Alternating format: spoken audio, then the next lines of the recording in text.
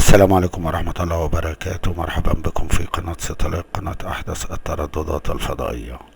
اليوم سوف نقدم لكم تردد قناة بطوط كيدز على القمر الصناعي نيلسات 7 درجة غربا. القناة تم تغيير ترددها وعدت بتردد HD، يعني لابد من رسيفر HD لاستقبال القناة، وده اسم القناة على لوحة الرسيفر بطوط كيدز. والقناة ايضا ما زالت تعمل باللوجو القديم. القناة بتقدم كرتون اطفال للكبار والصغار من سن 3 اعوام الى 12 عام. ايضا بتقدم القناة اغاني للاطفال الكبار والصغار بصيغة فول HD. القناة كانت متغيبة على قمر النيلسات منذ فترة، وعدت بصيغة HD وببرامج كلها جديدة.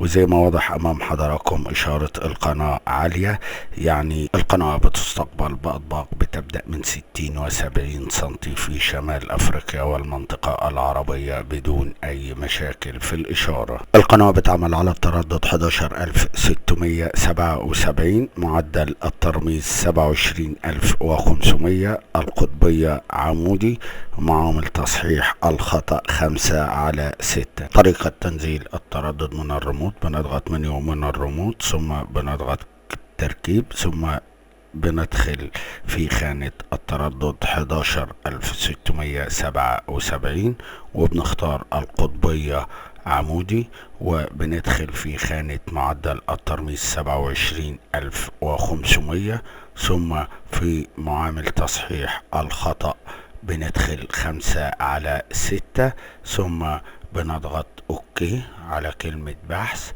البحث عن القناة الغير مشفرة فقط لا، نعم. ثم بنضغط اوكي بحث الشبكة لا، وبننتظر الى ان تنزل كده الرسيفر بحث ونزل القناة، ثم بنخرج اكزايت،